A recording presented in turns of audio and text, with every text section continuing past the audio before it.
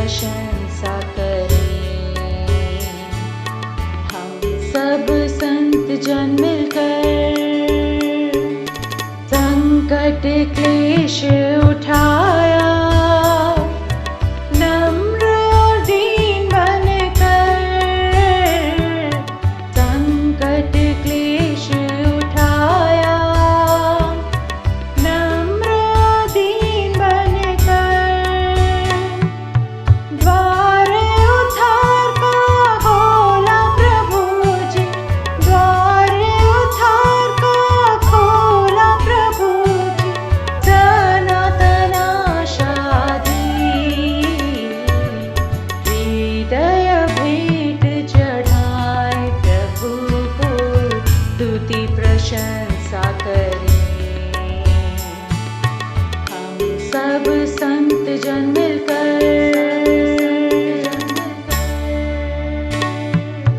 आश्चर्य स्वर्गीय प्रेम हम पापियों के लिए, आश्चर्य स्वर्गीय प्रेम हम पापियों के लिए,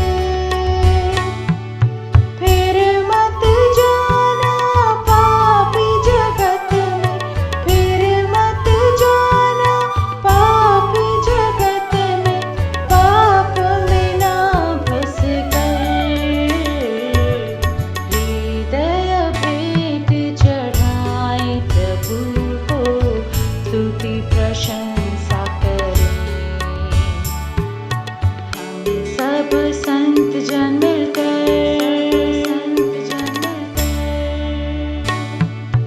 अर्पण करते हैं तुझको, आत्मा प्राण देह भी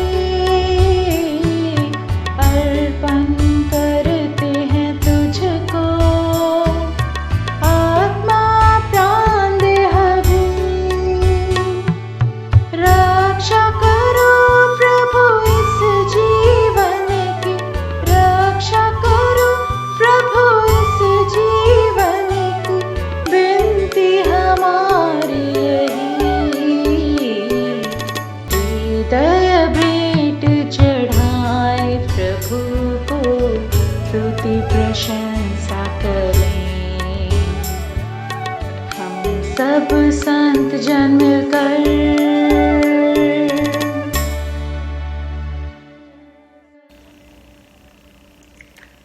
नमस्कार दोस्तों, फिर से आप लोगों के साथ जुड़ने का मौका मिला है, इसके लिए मैं आभारी हूँ। ये सुसमाचार का समय है, खुशखबरी का समय है, लेकिन हमारा परिस्थिति वास्तव में खुश और अच्छे नहीं है। हमें मालूम है हमारा जो आस पड़ोस में, हमारा घर में और हर जगह भय है और दर्द है, महामारी से लोग पीड़ित हैं, और ये सुनने का आता है कि किसी को ऑक्सीजन नहीं मिला, किसी को बेड नहीं मिला है, और इधर उधर लोग दौड़ रहे हैं, चारों ओर डर का माहौल है और आपत्ति है, और लोग मृत्यु से दौड़ रहे हैं। इस संकट के काल में मुझे क्या करना पड़ेगा? मेरा आशा कहाँ है, किस पर आधारित है? ये हमें समझना बहुत ज़रूरी है। इस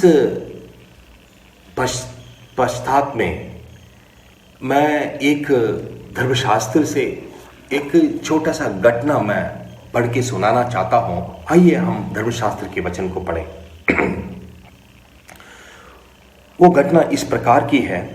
एक स्त्री ने जिसको 12 वर्ष से लहू बहाने का रोग था और जो अपनी सारे जीविका वैद्य के पीछे व्यय कर चुकी थी, तो भी किसी के हाथ से चंगी ना हो सकी थी, पीछे से आकर उसके वस्त्र के आंचल को छुआ और तुरंत उसका लहू बहाना थम गया है। इस पर यीशु ने कहा, मुझे किसने छुआ? तब सब मुकरने लगे। तो पतरस और उसके साथियों ने कहा, हे स्वामी, तुझे तो भीड़ दबा रही है और तुझ पर गिर पड़ती है। परंतु यीशु ने कहा, किसी ने मुझे छुआ, क्योंकि मैंने जान लिया है कि मुझसे सामर्थ्य निकली है। जब स्त्री ने देखा कि मैं चुप नहीं रह सकती, तब कांपती हुई और उसके पांव पर गिरकर सब लोगों के सामने बताया कि मैंने किस कारण से तुझे छुआ और क्यों कर तुरंत चंगी हो गई। प्रिय दोस्तों, एक छोटी सी घटना है। ये घटना में क्या हमने देखा है? एक अनजान स्त्री ईसा मसीह उस रास्ते में गुजरते हुए सुना है। ये स्त्री को 12 वर्ष से लहू बहाने का एक बीमार था और इन्होंने सारा संपत्ति इस वैद्य में खर्च किया है, और लेकिन इसका हालत और भी बिगड़ने लगा और इसका सारा पैसा भी खर्च हो चुका है। इस संबंध में वो ईसा मसीह के बारे में सुना है और ये स्त्री होने के नाते चुपचाप उन्होंने इस मन में एक तय कर लिया है, मुझे उस व्यक्ति से, ईसा मसीह से मुझे मुलाकात करके मुझे उनसे ये मांगने की ज़रूरत नहीं है। इतना काफ़ी है कि मैं चुपचाप उसका पीछे जाऊंगी और उसके प्रभु यीशु की वस्त्र की आंचल को मैं चुनूंगी, तब मैं ठीक हो जाऊंगी, चंगा हो जाऊंगी। ये मन में तय करते हुए इतना भीड़ यीशु मसीह के पीछे जा रहे थे और उसके भीड़ का बीच में से वो जा करके प्रभु यीशु मसीह के वस्त्र की आंचल के छुआ और उसने चंगी पाली। लेकिन इस घटना में 2-3 प्रमुख बातें हैं, मैं आपके सामने रखना चाहता हूं। पहली बात यह है, ये घटना करीब 2000 साल पहले हुआ है। ईसा मसीह जब इस संसार में थे उस समय ये घटना हुआ है, ये कोई कहानी नहीं है। दूसरी बात, ये जो स्त्री की बात हमने किया है, वो स्त्री और ईसा मसीह का कोई संबंध नहीं है, कोई रिश्ता नहीं है। ये अनजान व्यक्ति ईसा मसीह के पास जाती है। तीसरी बात, ये स्त्री को 12 साल से एक दर्द और बीमारी से पीड़ित थी और सारा उसने प्रयत्न किया, खर्च किया, फिर भी उसको चंगा नहीं हुआ। हालांकि उसकी हालत और बिगड़ती गई और आखिर उसने देखा, कौन मुझे इस बीमारी से, इस संकट से, दर्द से, क्लेश से कौन मुझे छुड़ाएगा। तब उसको ये पता चला कि एक प्रभु यीशु के नाम में एक व्यक्ति लोगों से तरस खाता है, लोगों से प्रेम करता है, लोगों को चंगा करता है। तो उसके बारे में सुनकर वो चुपचाप उनके पास आकर के पुकारा नहीं, पूछा नहीं, वरन वस्त्र के आंचल को छुआ। कितना ही बड़ा एक विश्वास स्त्री ने प्रकट किया। प्रिय दोस्तों, हमें ये जरूरी है, इसमें 2 शब्द को भी हम पाते हैं कि लोग भीड़ गिर पड़ती है और लेकिन ये स्त्री वस्त्र की आंचल को छूती है और प्रभु ने घेरते हुए भीड़ को उन्होंने नहीं देखा, लेकिन चुपचाप जो विश्वास से जो वस्त्र की आंचल को जिस स्त्री ने छुआ था, तुरंत उसने रोक करके ये पूछा, किसी ने मुझे छुआ है। ये बात बहुत स्पष्ट है।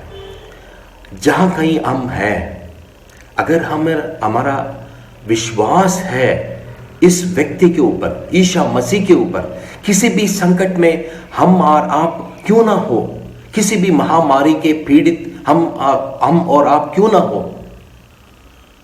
और सारा खर्च क्यों ना हो गया हो, पर अभी वक्त नहीं चला गया, अभी भी वक्त है।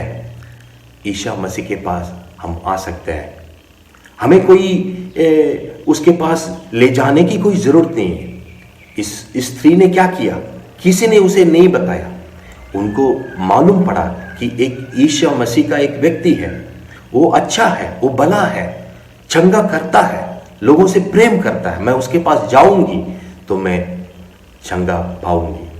और उसने जाके छुआ। प्रिय दोस्तों, इस संकट के समय में हमें यीशु मसीह के ऊपर विश्वास लाना है। मैं और 2-4 शब्द परमेश्वर के इस धर्मशास्त्र से मैं आपको सुनाना चाहता हूँ।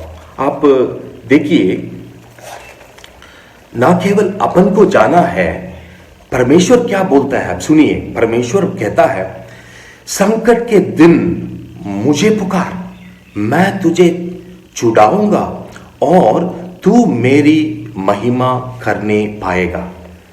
ये परमेश्वर का वाणी है, परमेश्वर का बुलावट है संकट के समय में। क्योंकि हम अच्छे समय में तो ईश्वर को याद ही नहीं रखते हैं, लेकिन कम से कम संकट के समय में तो ईश्वर को याद रखो और सच्चे परमेश्वर के पास आओ। ये परमेश्वर का पुकार है, बुलावट है। और भी एक वचन मैं पढ़ के सुनाता हूं। एक व्यक्ति ने इस परमेश्वर की बुलावट को समझकर जो उनके पास गया है और उसका गवाही वो लिखता है। अब सुनिएगा,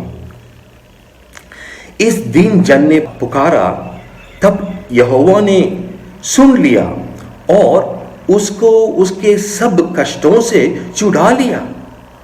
और आगे देखिए वो क्या कहता है, परख कर देखो कि यहोवा कैसा भला है, क्या ही धन्य है वो पुरुष जो उसकी शरण लेता है। और भी देखिएगा, यहोवा टूटे मन वालों के समीप रहता है और पीसे हुओं का उद्धार करता है। ये महत्वपूर्ण बात है प्रियो, टूटे मन और पीसे हुओं का उद्धार करना। सचमुच में ये पीड़ित का समय में लोग जो बीमार में पड़े हुए हैं, सचमुच उसका मन क्लेश में रहता है, वो टूटे हुआ मन में रहता है। ये सही समय है, संकट समय सही समय है, सही सच्चे ईश्वर के सामने आने के लिए। लेकिन साथ साथ 2-4 और भी वचन आपके सामने पेश करना चाहता हूं। वो ये है, ये सुनिए यीशु मसीह क्या कहता है, जो शरीर को घात करते हैं पर उस आत्मा को घात नहीं कर सकते हैं, उनसे मत डरना। समझ लीजिए, जो शरीर को घात कर सकते हैं लेकिन आत्मा को नहीं, उसके ऊपर हमें कोई डरने की बात नहीं है। लेकिन फिर किससे डरना है? सुनिए, और जो आत्मा और शरीर दोनों को नरक के नाश कर सकता है, उससे डरना है। सचमुच में ये महत्वपूर्ण बात है।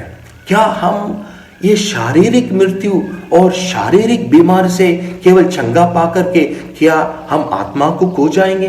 क्या हम आत्मा को विनाश के और जाने में हम मंजूर करेंगे? कदापि नहीं।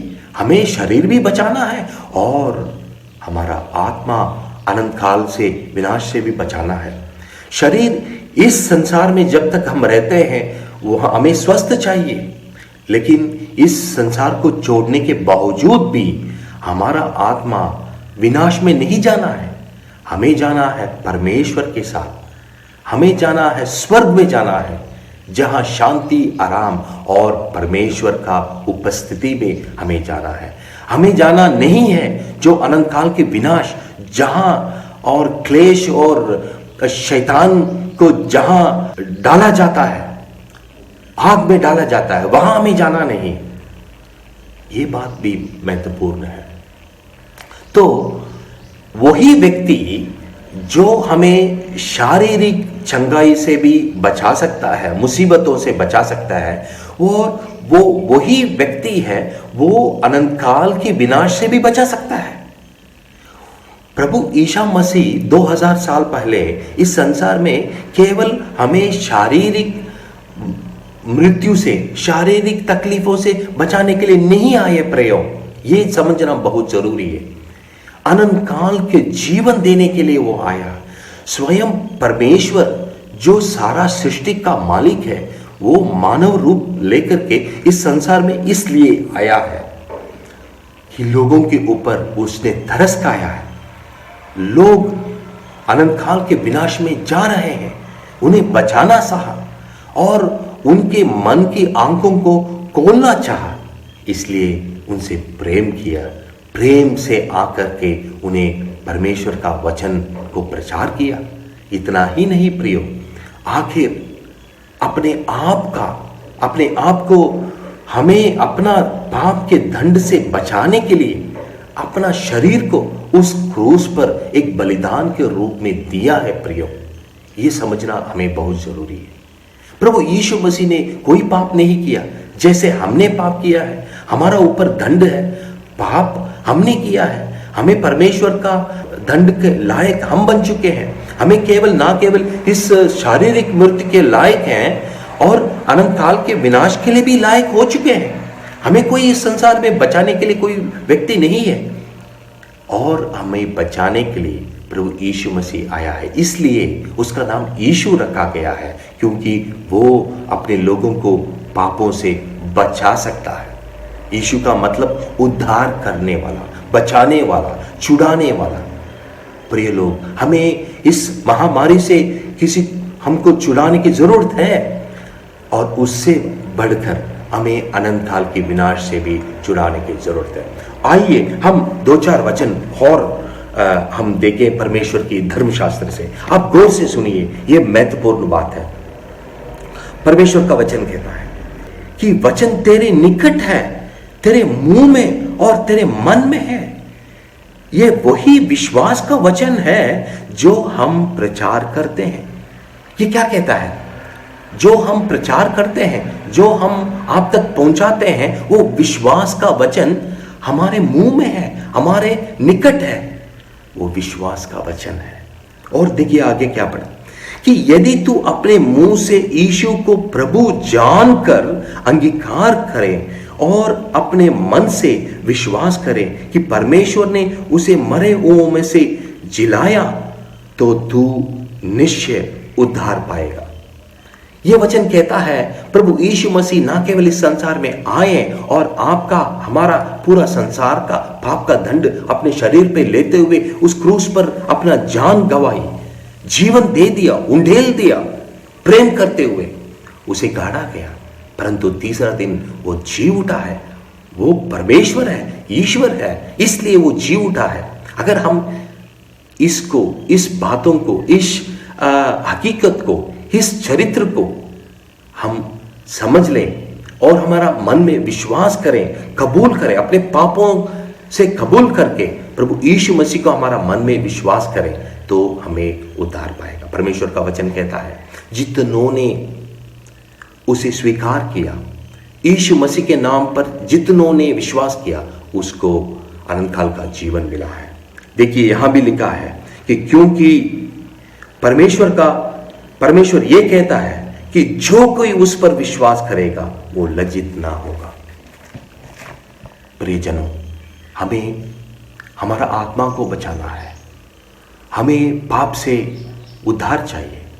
क्या हम इस महामारी के समय में सच्चा परमेश्वर जो हमें खोज कर इस संसार में आया, हमें ढूंढते हुए इस संसार में आया, क्या हम उस ईसा मसीह को हम स्वीकार करें?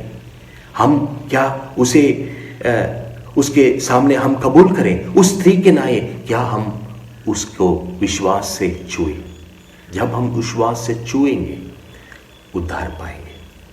और इसके बारे में और अधिक जानकारी देने के लिए हम इच्छुक हैं। आप आइए, संपर्क कीजिएगा। प्रभु आपको मदद करें। सारा संकट काल में आप प्रभु को पुकारें, प्रभु हमें मदद कर सकता है। प्रभु यीशु मसीह हमें उद्धार दे सकता है, क्योंकि उसका नाम यीशु है। नमस्कार। अगर आप अधिक जानना चाहते हैं या प्रार्थना के लिए अपना बोझ बांटना चाहते हैं, तो दिए गए फोन नंबर एवं ईमेल आईडी पर संपर्क करें।